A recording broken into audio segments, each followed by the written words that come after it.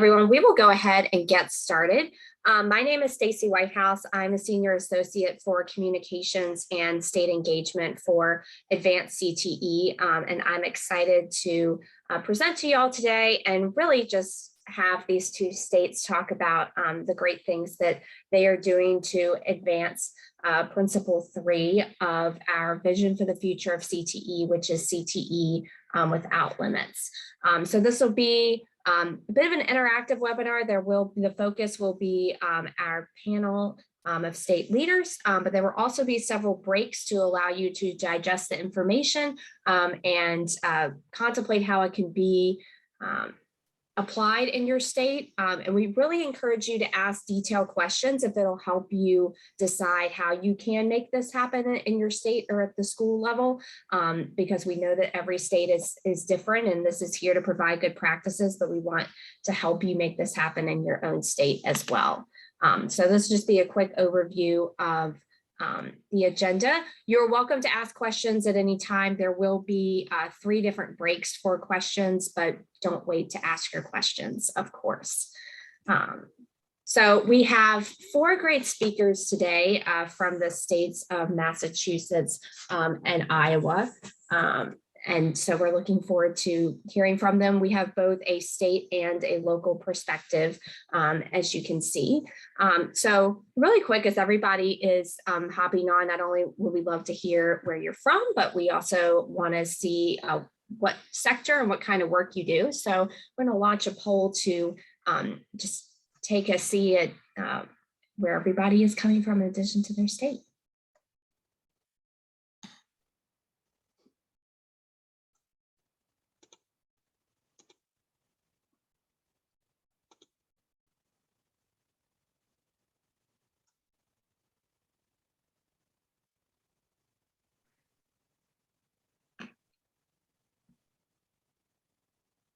I'll just give 1 minute, 1 more minute for that.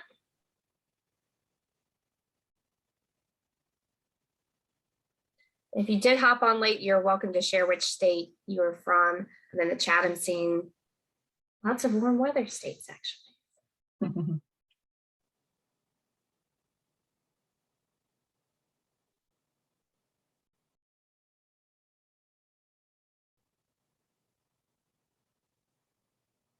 And there are 3 questions. Not only is it asking what field you're from, but also how familiar you are with integrated advising systems and Principle 3. Just that helps us throughout this webinar and after as we continue to work on vision implementation. So now already done so, let's wrap that up. Wonderful. Thank you so much for that. All right, so I'm very briefly going to share a background on CTE Without Limits for those who may not be as familiar, and also to just level set for today. This session really strives to provide tangible, promising practices for integrated advising systems that are connected to Principle 3. And Principle 3 is each learner skillfully navigates their own career journey. And it's one of 5 principles that is part of a vision that we released last year for the future of CTE that really is about removing any barriers, silos, systemic barriers to success for learners in both college and their career, and really providing that support without limits. And so we released that last spring.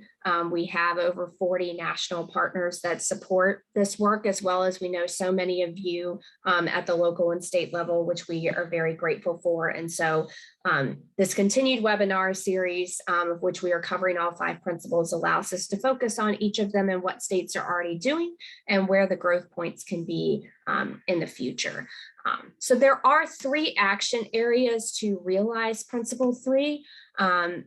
As you can see, the one that we are going to focus on the most today is integrated pre-K to 20W advisement systems, but the other 2 are no less important, and they will be kind of blended into our conversation, which is providing transparent and accessible cross-state data on CT options and outcomes, and investing the necessary resources to support the integrated advising systems. And ultimately, with this principle, we want to provide the connected structures and supports that allow each learner to ask the right questions. In the course of asking those questions, learn about CTE, identify high quality CTE programs that help them achieve their college and career goals, and have them access the supports and services that they qualify for so they can be successful in those programs and continue to chart their path throughout each learning experience, and ultimately to have the support to have a lifelong learning experience. So we know that so many states and local systems have lots of great initiatives, and this principle is really about making sure, A, that they are as connected as possible and they serve each learner to the very best of its ability and not just some learners. One of the components of integrated advising systems that happens in over 40 states are individual career and academic plans, also known as ILPs, and several other names and states. And that will be mentioned quite a bit today with both of our states. And so wanted to elevate that we did a report of our own that elevates several states, including one that's presenting today, Massachusetts. So you can check out that report, and just wanted to elevate some components that will guide our discussion today. And they are in bold. Work-based learning will come up for both of our states today, and how that's integrated as a meaningful part of the advising process. Relationship building and ensuring equity, and how we use intentional steps to help students build the networks and connections they need to carry forward, but also the connections to make sure that the conversations are intentional and that they hold over to every step of their learning journey. And then developing a culture of career readiness. So not just counselors, but how is every educator, administrator, the individuals in your school systems at both the state and local level, how are they being part of this culture of advising and preparing students to be successful? So all of that will come up today, and it's reflected in our report. So without further ado, I gave a little sneak peek, but let's chat with our states. So as I mentioned, I'm very pleased to have speakers from both Massachusetts and Iowa. Massachusetts is going to focus on their ICAPs, which they call MyCap. And Iowa is going to highlight their college and career transition counselors and an intermediary network, but with some ICAPs sprinkled in. So we're going to give each state an opportunity to give a quick overview of the principle, so then we can really use the questions to dive into each of the initiatives rather than spending time like having a long explanation. And so I am going to get started with Iowa, and Dr. Katie Katnick-Gagne and Christy Valesky. Thank you so much for joining us. And Katie, I will turn it over to you. Great. Good afternoon or morning, wherever you may be. I am going to talk a little bit about our college and career transition counselor program that we started just over a year ago. This particular program works through our Perkins funding. We actually use reserve funds to help with startup grants to create the project. Anyone that is in our college and career transition counselor positions works as a liaison between a community college and secondary school districts that they are partnering with. A key component here is that they are actually an employee of the community college, but then they support school districts. Sometimes they support 1, 2, or maybe 3 different school districts or high schools. Another component that they work toward is really ensuring that students are meeting ICAP and working through career exploration, working with different resources that we have available in the state.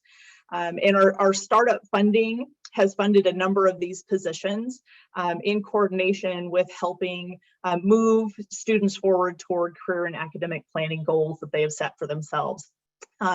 So the next piece that will be highlighted will be the intermediary network, and then we'll talk a little bit about how those two connect together.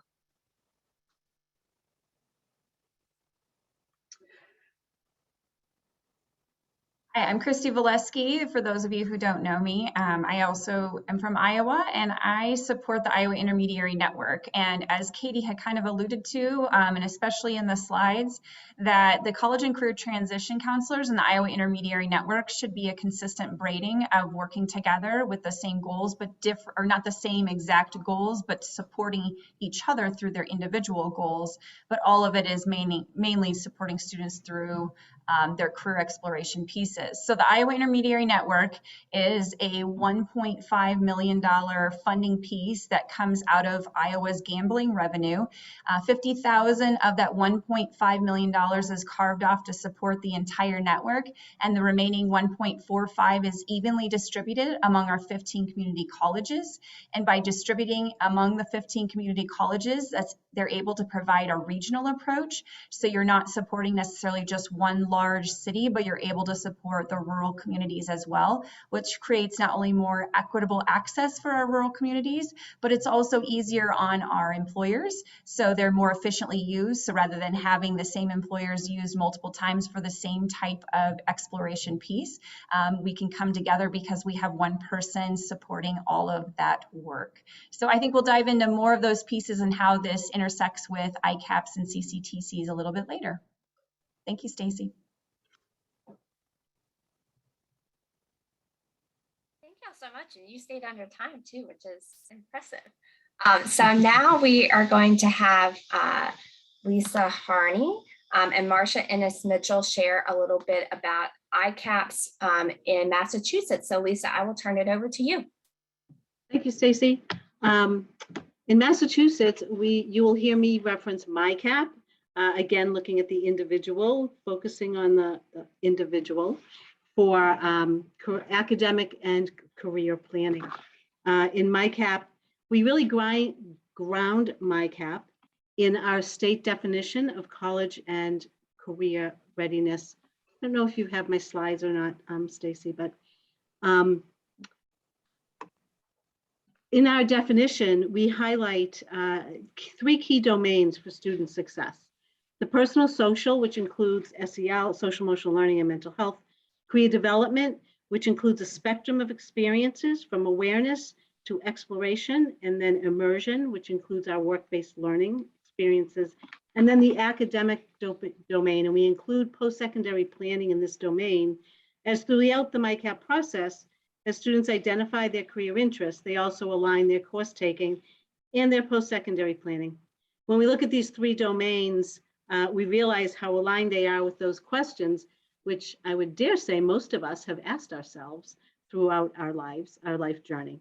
It's clear that to engage each student, we must provide every student the opportunity to gain the knowledge, skills, and experiences in each of these domains in order to be college, career, and civic ready. This should really be the goal of all education, and it should be the goal of all educators. We also created with our Massachusetts School Counselors Association, we created a 3-workshop professional development program designed to build the internal capacity of schools when implementing MyCap. The workshops that are based on a train the trainer format provide MyCap leadership teams, training resources, and networking opportunities to create a scope and sequence for implementation. As you can see in this slide, it's a kind of a visual, to give a visual concept of what a scope and sequence might look like. In every grade, and we begin in our middle school, in our middle schools now, grade 6 through 12, you want to have learning objectives, and you want to have lessons, you want to have artifacts. This scope and sequence is really the process, and the artifacts are stored in a student's individual MyCap portfolio, which is part of a larger online system. And the third investment that I just want to talk about briefly is funding for districts to implement MyCap. The funding supports stipends for staff to attend out-of-school trainings, and this slide shows the steps that need to happen for full implementation. And while we don't have a state mandate for MyCap for all schools, in our state designated pathways programs, which are early college programs and innovation pathway programs, MyCap is a requirement for them. And for our CTE schools and programs, there's a required career plan, and MyCap is strongly recommended to be that plan In order to really strengthen the bridge between those three domains, and especially between the academic and technical learning that happens within a CTE program. I'm going to turn this over to my colleague in Massachusetts, Marsha Innes Mitchell, who's going to give you a district view of what MyCap looks like in Boston. Thank you so much, Lisa. Can you all hear me okay without an echo? I was hearing a little echo. Okay, wonderful. In my role within the Boston Public Schools, I do focus on creating systems for more personalized and intentional advising. And you can see here some of those systems outlined. When our state education department launched MyCap, we really saw this as an opportunity to create more alignment to our local college, career, and life ready definition. Centered to that work was students actually developing an individualized success plan and us taking ownership around tracking and monitoring their process and their journey. Our program is considered a whole school model with flexible delivery based on the school's assets, and students are engaged through core academics, pathway classes with their CTE teachers, grade level seminars, as well as after school programs. In Boston, we build MyCap for flexible delivery, as well as design, which really allows for lessons at the classroom level to be scaffolded to meet the needs of our student groups. We also make sure there is a district structure. In addition to my function, we have our CTE directors and our career pathway specialists, as well as our data people, which creates a really good condition for the continuum of learning and position our young people to utilize our city as a classroom. So they can access all of the no-cost dual enrollment across our college partners, as well as work-based learning and internship opportunities aligned to their pathways. Next slide. As part of this, BPS leverages several platforms, like Lisa mentioned, to anchor our MyCap process. Naviance, which many of you probably utilize across the country, serves as our primary instrument. Our young people are oriented to the instrument with the expectation that the journey is multi-year. It moves with them year to year, and if they transition in between schools as well, and continues to serve as their e-portfolio. The link that the team will share with you either through the chat or when you get access to the slides on this page will have the multi-year scope and sequence that you will have access to our aligned lessons activities, as well as our administrator guide, which we put a lot of love and work into. Our district considers our scope and sequence and the milestones that we put forth as part of our MyCap really as the floor, and the students and the schools are expected to kind of go beyond that, but we wanted to give folks a starting point. Throughout our talk today, we will go a little bit more deeply into what the student experience actually looks and feels like. Thank you. Thank you so much. And while I have you, there was a question in the chat about the online platforms. Can you explain a little bit how you use each of the platforms you listed here real quick? Yes, so we have as Naviance is where we engage students in their aligned activities. So you have goal setting features, career interest inventory, strengths explorers, where students understand their learning styles. And as students engage in these opportunities, it's documented within the platform.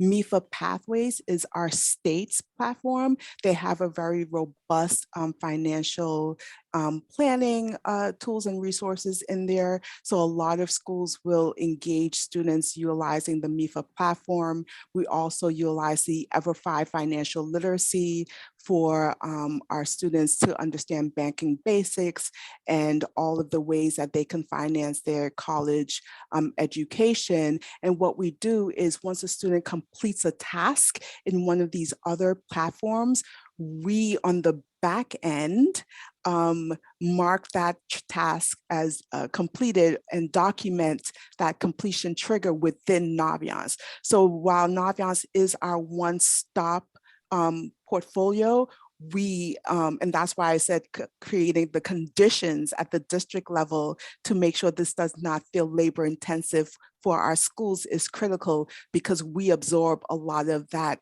kind of data uploading and integration on the back end. So it's all in one place as part of the student's portfolio. Thanks so much for explaining that. So I will stop sharing. We are going to return to a couple slides during the course of the presentation, but now we're going to dive a little deeper into these topics. So Lisa and Christy, the first question is for you, and I guess I'll have Christy go first since she's just presented. One of the action areas for Principle 3 calls on investing resources to support integrated advising systems. What state investments do you feel have been most helpful to remove silos and to align your programs with other advising systems, which we kind of tell from the beginning of your presentation that the intermediary and the ICAP and the CCTC, the counselors are really all connected as one system? Yeah, so the intermediaries were established in 2014, but really this heightened focused on not only ICAP work, but then also allowing the CCTC all came about through Perkins 5 and our increased focus. So the question that Katie and I wrestled with is, how do we make this enhance what we have? So really taking a look at our intermediary network and how they're structured and how they can build off of what they currently have and to fulfill those different pieces. So the investment and the continued investment each year in the Iowa Intermediary Network really helps with those pieces to make sure that it continues. The funding at $1.5 million evenly distributed among the 15 community colleges is incredibly helpful, as well as just really being able to look at the different pieces that can be combined. So I don't know if we want to get into much of this right now, but the intermediaries, and it kind of catapulted with the pandemic, really looked at how do we deliver as a statewide unit and utilize some of our bigger organizations that may not be so welcoming to students to open up those doors. And so they used some virtual pieces to enhance it. So then it could overcome some of those barriers in the classroom of only being able to do one field trip. And during the pandemic, there were no field trips, but now they could do 10. Virtually understand what those different occupations are, and they're tied back to those standards. I think I want to maybe have Katie pull in here too to talk a little bit about the CCTC, because that was really a pivotal moment because the intermediaries started working with Katie to really develop out some different pieces that launched this last fall with the ICAP resource tool. But Katie, let me turn it over to you.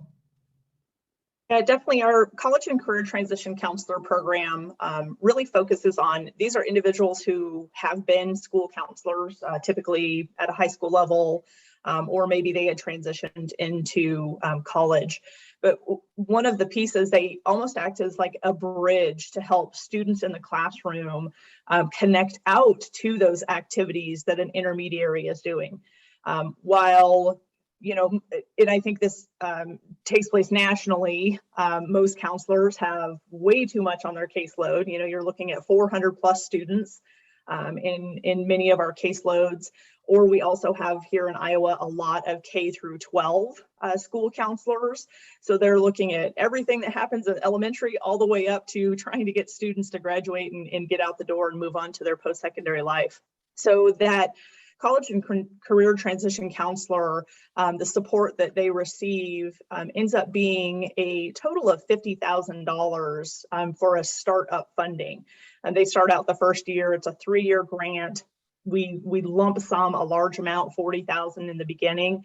And then they start to work with students that are either juniors or seniors and helping to bridge those gaps and get them out to those experiences, many things that then connect back to the ICAP. That's awesome. And are there any relationship building or communication processes that you found to kind of keep that bridge between the student, the counselors, but then the intermediary network going and effective? Absolutely. I'll speak to the CCTC component of that. When a college and career transition counselor works with their school district, they are part of the counseling team. They may have 2 school districts that are working with, and then they also act as a first-year advisor on the college campus. But they have the opportunity then to work with those high school counselors within that actual office and partner with them and have conversations there. And then most likely, because they're on the college campus at least 1 day a week, they are making connections to not only those advisors, but also the intermediary who is housed at that community college. So it really makes, again, kind of just this seamless transition. It bridges those conversations for individuals where someone at the high school setting, even if it could be a teacher, could come and say, you know, I have a great physics class and these students want to learn about, you know, making bridges and the engineering that goes into that. They could talk to the CCTC. That CCTC could go back to then the community college and have a conversation with the intermediary and start to make those connections, which then ultimately allows those students to get out into workforce and have an, you know, on the job experience, taking a look at how to build a bridge. I love how you put the metaphor into like real life. But I mean, I think to build on that, it's hard to explain how all the gears work together, but it's really a great relationship between the building counselor, the CCTC, and the intermediary. So the intermediary is developing different work-based learning experiences. The CCTC is working with the counselor to make sure that they are encouraging more students who maybe wouldn't choose to participate, or they want to build more specific experiences for particular students, or make sure that they take advantage of them. So it's that communication and working together that it can enhance those opportunities, maybe for students who wouldn't normally take advantage of opportunities or would only do what they had to do, but it's really providing those support to make sure that they are taking advantage of every career exploration opportunity out there. Well, Lisa, I want to get to you because your state really tries to provide the local level kind of the resources and the support to intentionally carry out ICAPs. So what are some of the investments that you feel have been really helpful to make that happen, remove silos between systems? Well, I think the fact, as I said I probably said too much in my beginning and covered some of this already, but I think having that scope and sequence, encouraging schools to use that scope and sequence that deliberately and intentionally addresses those 3 domains helps to bridge that this activity is happening here, and this is a social emotional activity. This is a career development activity. This is an academic, but by having an integrated scope and sequence, you can see how each of those domains relies on the other. They're interdependent. A student needs to develop those personal social skills to be a good worker, to be successful in the workplace. And obviously the academics are key, aligning them with the students' interests and their personal social behaviors is going to help them choose courses and be deliberate about their future planning as well. So by doing that, and we're involving everyone in the school, right? By doing each of these domains and focusing on those. Our counselors are the leaders of this for sure, but the work that can happen in content area classes.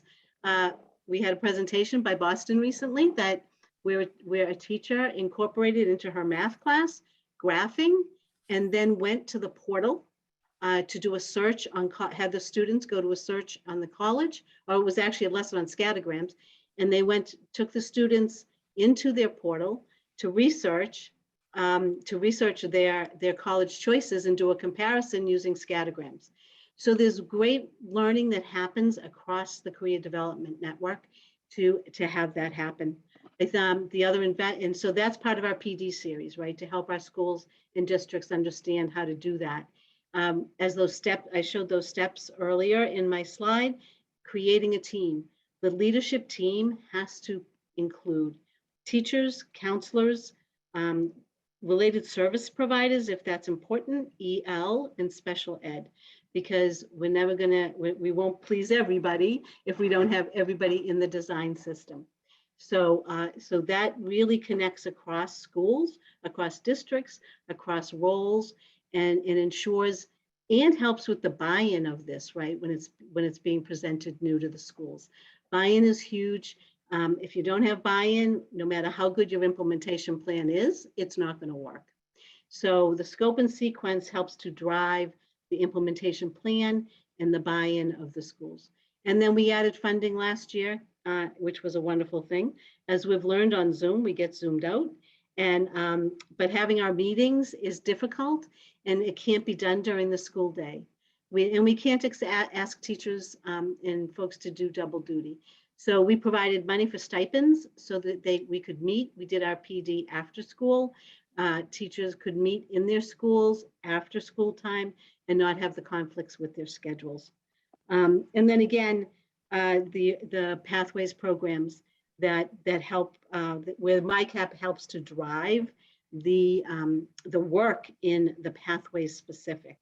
And I think it's really key in our CTE schools that we help them, you know, instead of school academics happen here, shops and technical happens here, again, using a scope and sequence, again, where you have your different roles in the school coming together to do this planning, you can really break down some silos. And so I think in Massachusetts, we've worked really hard to have a silo-free initiative. Well, there's so many follow-up questions that I could ask, but I want to make sure that we get the local voice in there. So, Marcia, I'm going to reshare my presentation. Thank you so much. You can, Yeah. so obviously Lisa slide. talked, a little bit about teams. So I'd love to hear a little bit about how do you feel that Boston, what was the selling point that had Boston buy into this initiative, as well as kind of build on what you shared in the initial part of the presentation about how its experiences both in and outside of the classroom to create this integrated approach to MyCaps. Sure, thank you for that question. So in Boston, we use what you see here, and we call it a collective impact approach to really integrate the advising and engage students in and outside of the classroom. There is a shared investment in pathways expansion locally. So that's a good thing.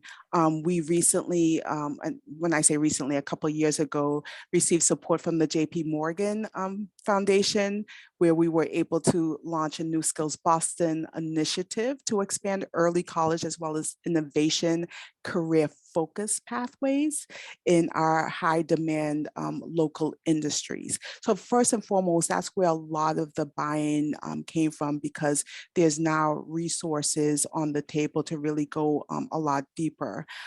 Career advising, as Lisa mentioned, is an integral part of the design of our pathways. So when you apply to receive designation for a new pathway, the expectation from the state is that you will embed a structured MyCap process into your program design.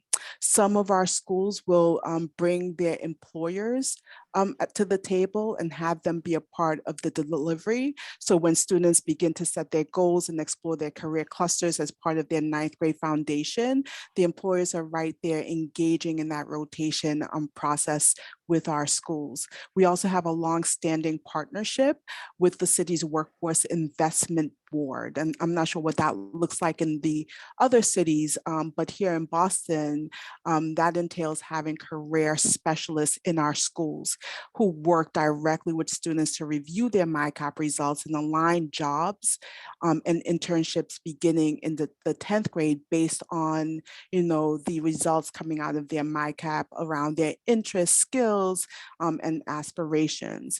At the classroom level, our teachers are a very integral part of this process. Teachers might connect the MyCap resume building activity, for example, to an actual unit on how writers organize information and evidence to support a specific argument and appeal to a particular audience. So all of this feels really fun for the student. It feels engaging and it's aligned to their interests within the classroom space. Students then build ownership of their goal setting, and these goals are then used to develop multi-year plans that's tailored to partner resources and opportunities. So this whole collective impact approach really entails having a robust data sharing process and systems with our partners. Our partners do have access through non-disclosure forms to our platform, which is, I'm hearing, very unique to Boston, but again, that's another heavy lift at the district level, but it is doable. We also collaborate with our city pre-K to 16 pipeline public-private partnership to support with the advocacy and campaigning that's needed to create the excitement across our stakeholder community, so our students are able to really connect their MyCap to their personal why and be able to represent all of that to their ecosystem of support. There's so much there to unpack, and I'm sure you could probably do a whole presentation about the non-disclosure agreements, because I imagine there might be a lot of interest in that. But I also love the industry role that you all have and how you try to match the MyCap with jobs and experiences. And I think that's so important to make sure they have a voice along with the counselors and the educators that are doing the activities every day. Well, I know there's been a lot of information that has been shared just in these two questions alone. So we are going to have a little question break, and there's going to be some questions in the chat just to help all of you to reflect on the information shared and how it can be applied in your state.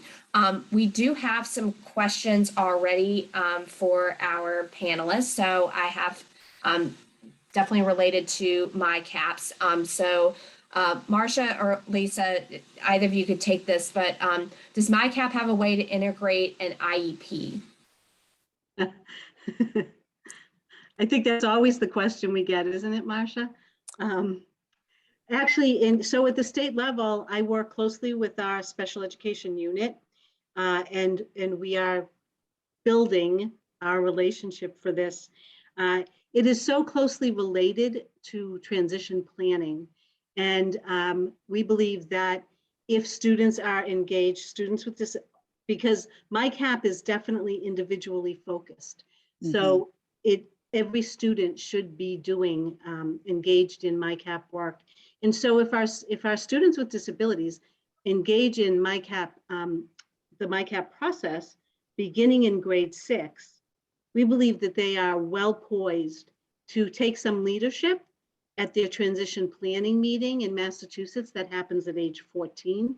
And so it can become the tool that the student uses to be able to present themselves and their interests and their choices, and to help them help support their choices. And so we strongly, strong suggestion that MyCap begin in 6th grade, and that our students with disabilities use this as as a presentation tool.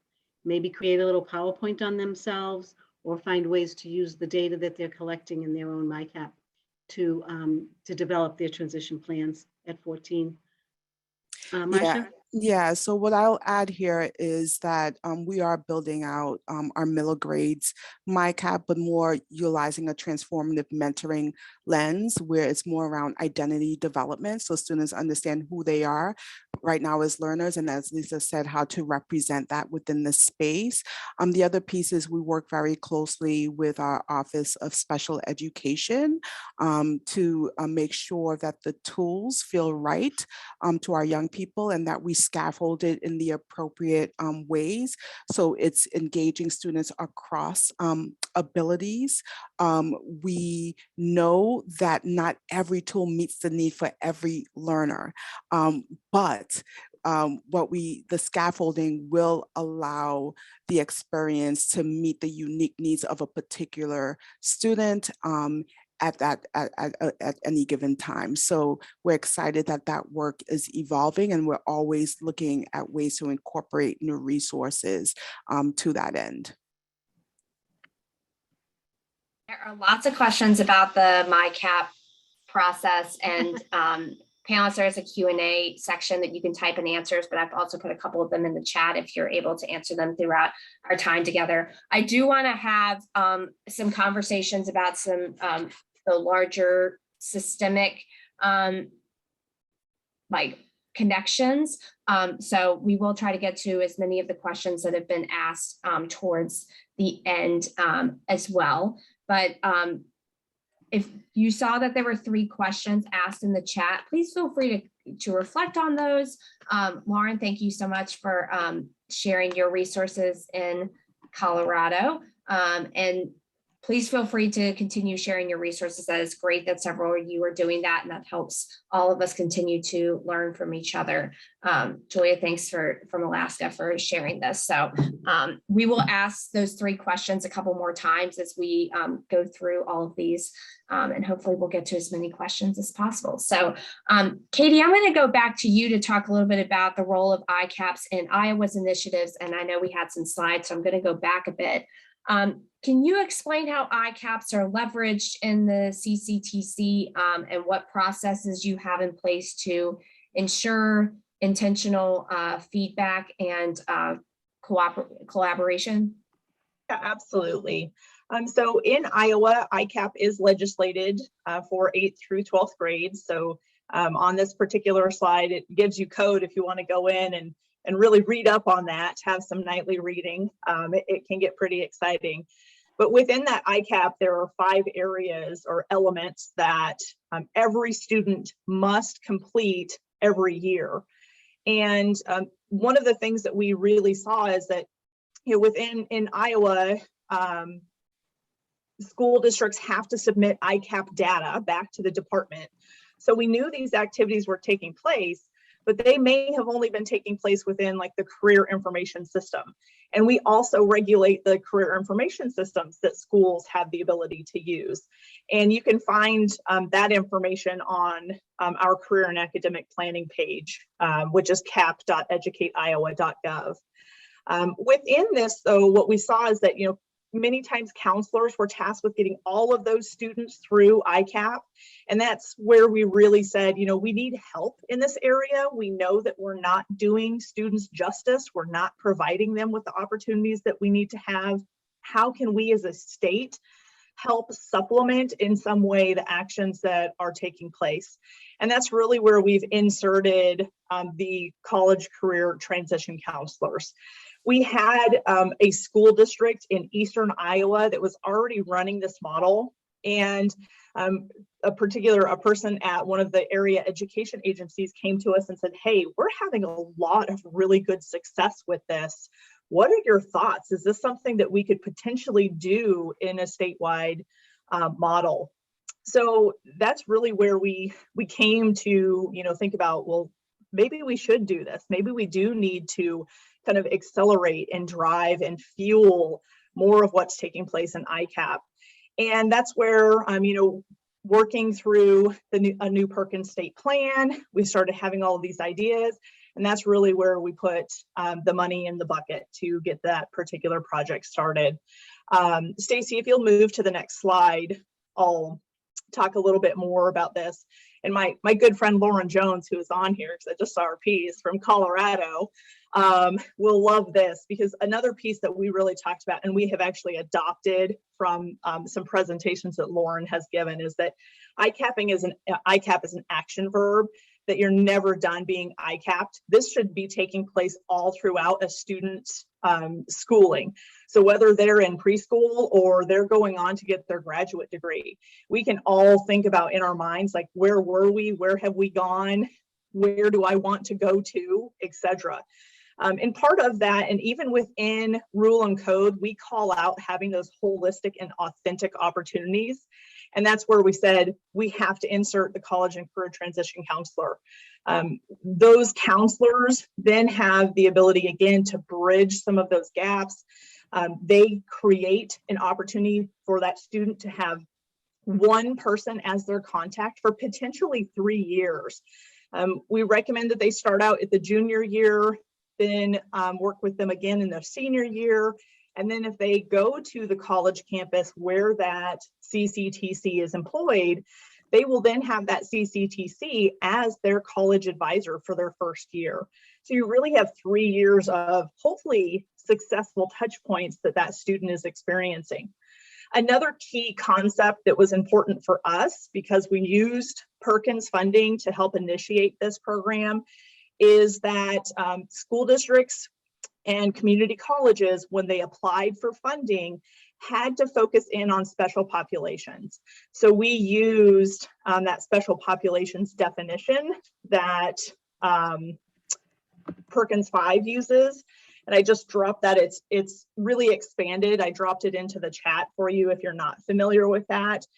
So we had schools then that they have a CCTC who focuses in on a special population. And we are seeing great success in those areas in helping students get to points where they may have never thought that they could go. Everything from being, a first year college goer to taking a course in high school that has concurrent enrollment and they say, oh, I guess I can do college. So it's really at this point in time, and we are still so much in infancy, but we're seeing so much success and our colleges are seeing success that we have then also gone after, it was called an earmark, but it's community funding projects now from the federal government. And Iowa has received $2 million to expand the CCTCs, and that particular funding will be split evenly across the board for our 15 community colleges, and they will be able to hopefully bring on more or support for a longer period of time CCTCs that are in their areas. Again, just really helping students get on that path to their career passion. Well, and I love that you all took that.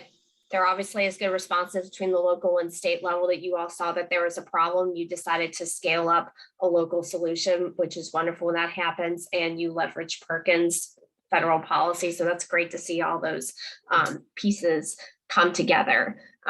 So the questions keep coming in, and so thank y'all so much for doing that. We'll try to answer as much of them at a time.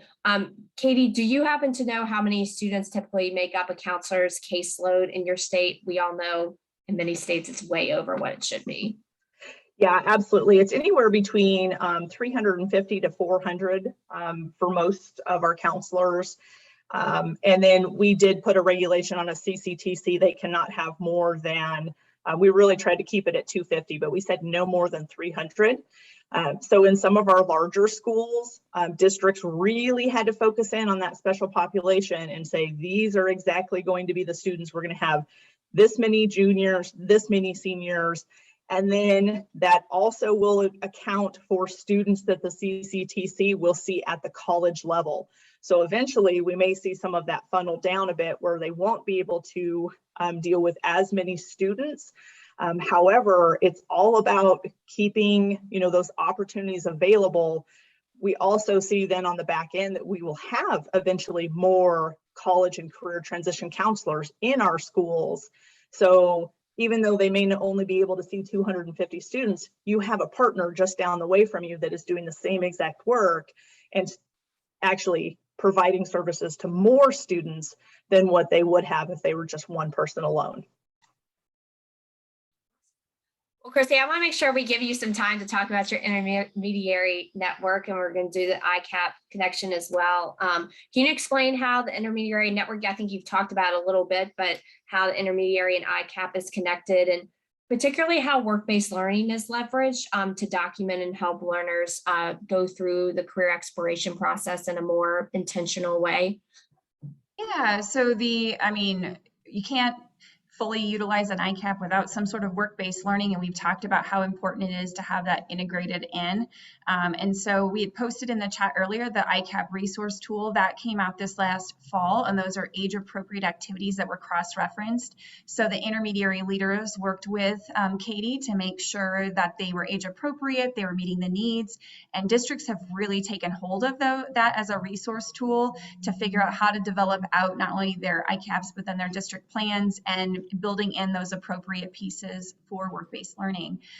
They've also come up with some of those digital resources we talked about as an easy way to implement and to get more access to careers and how what they're learning in the classroom is connected. So those are easily accessible to anybody, even if you're not in the state of Iowa.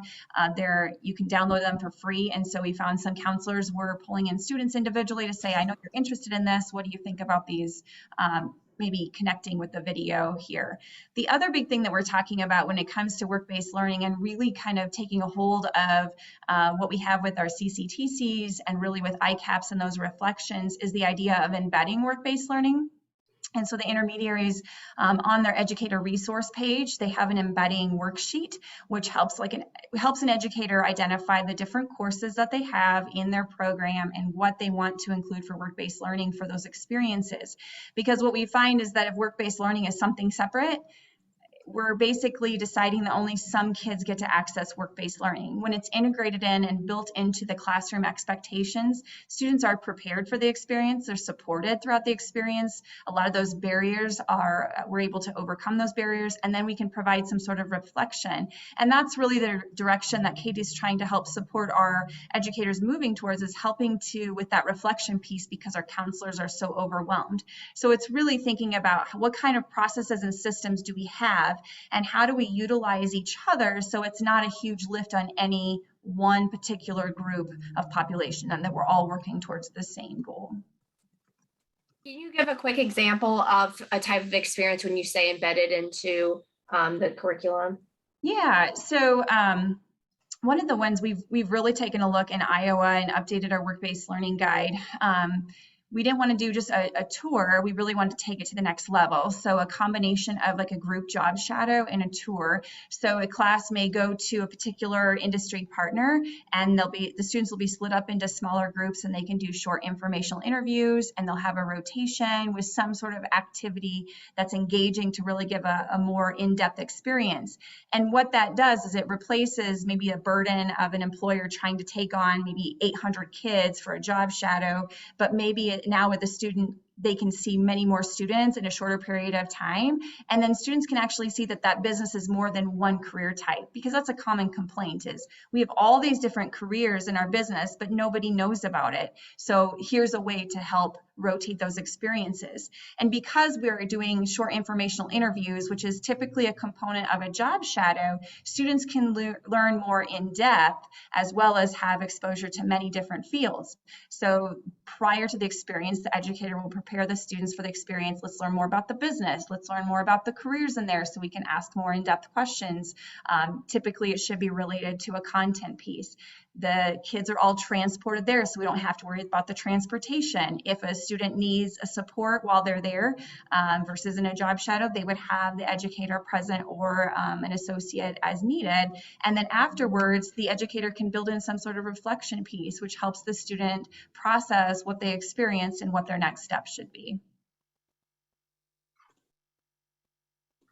I love that you're working towards that. So there are a lot of barriers towards students participating in work-based learning. So that's great that y'all are trying to work to remove those barriers. Well, our last question is going to be related to barriers and equity and access. I do want to point out that our next kind of reflection set of questions got put in the chat. So I love all the things that are being shared. And I know there's a lot of links that have been put into the chat. So that will be included in the follow-up email along with the agenda so that you have access to each of the states that got highlighted today. So obviously, as we're talking about integrated systems, one of the most important components is providing those coordinated wraparound supports to meet the needs of each learner. And I'd love for each of you to kind of highlight what are some of those wraparound supports that you're currently offering through your programs. And is there anything that you've recognized that is a gap that you need to work on, particularly in the aftermath of the pandemic, to try to close some of those equity gaps. So Massachusetts, I'll have y'all go first. Hey. Thanks, Stacy. So the fundamental principle of MyCap is student-driven and student-focused.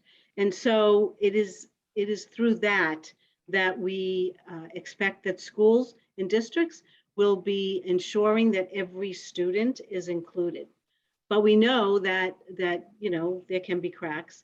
And so one of the underlying principles of MyCap is that every student will have at least one caring adult. I am sure we have all seen that research.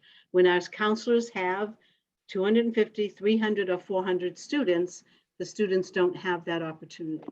So MyCap is really predicated on every student having one and every student having a person that is going to check in with them. I think that it is inherent in this work, especially for our most marginalized students, that the adults engaged in this role need to understand the systemic barriers that may exist for students. And that adults, we encourage our local districts and schools to provide training and professional development for the adults, to have an opportunity to identify those barriers and to learn about the resources available to overcome them. So then to be able to really authentically help the student navigate the systems that are causing them problems, to go through and around those barriers.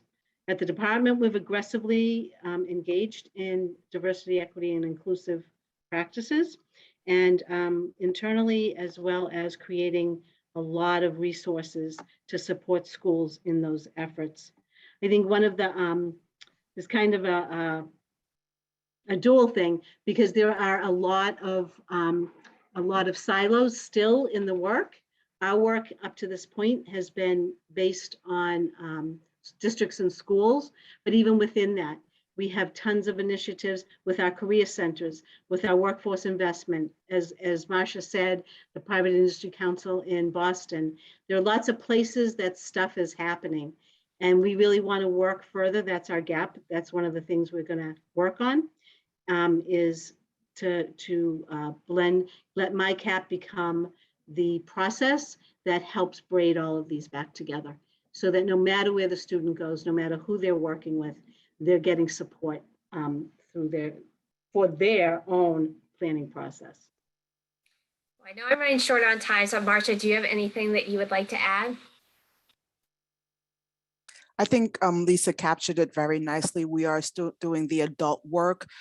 We make sure that the MyCap is a co-facilitated responsibility by a counseling practitioner in addition to having a teacher or partner present. And with that kind of co-facilitation structure, the students get what they need from each end. So I'll put some information on the chat about next steps, but this was really exciting to engage with all of you. Well, I'll go to you real quick. Are there any gaps that you all have recognized or anything that you're working on to try to continue to remove barriers to work-based learning, or to ensure students have the opportunity to interact with these counselors? I think one of our first is that, and Christy highlighted this, is that we were very much even siloed, even though we both exist within the Career and Technical Education Bureau. What was taking place in ICAP was ICAP, and what was taking place in work-based learning was work-based learning. And realizing that those two systems have to be braided. We can't do one without the other, and we can't do them well without talking to each other and engaging in those efforts together. Another piece that we are looking at goes to what Lisa and Marcia talked about, is really hitting it home with our educators and those individuals who have touch points with students throughout a PK through 20 system, and engaging them and getting them professional development so they can have a career conversation with a student that they're working with, or as they're out on the baseball field as their coach, talking to them about different things that are going on in their life. And just again, becoming just, that person that a student can go to is some of the things that we're focusing in on. And Christy, I'll give you a little bit of time too. I will second. Yeah, I put it in the chat. I'm actually in Salt Lake City right now. So if you're here at the Work-Based Learning Conference, I'm actually going to talk about addressing barriers, share some ideas that are happening in Iowa and that others are doing to help overcome and address those challenges. But other thing that we really haven't highlighted, but in Iowa, we not only have the Iowa Intermediary Network, but we have vocational rehabilitation intermediary network that work very closely with our intermediaries to make sure that we have all the services provided. We don't separate out students, but we're making sure the students who need those pre-ets are getting those pre-ets, and then they can participate in the other activities as well. So it's a way to make sure that we're expanding and providing as much support as possible. And I think we're out of time. That sounds like a whole nother topic for another webinar. But I just want to say thank you so much. There's been so much rich information about how you all work at the local level, but then also try to make sure everything stays connected at the state level too, that I think really illustrates how complex, but also how meaningful this principle can be when it's implemented intentionally and removing those silos. So thank you all so much. For those attending, there is a link to an evaluation in the chat and a link to our next webinar, which is going to be a multi-webinar series about recruitment and CTE programs that I hope that you all will join, and hope everyone has a great afternoon. Thank you.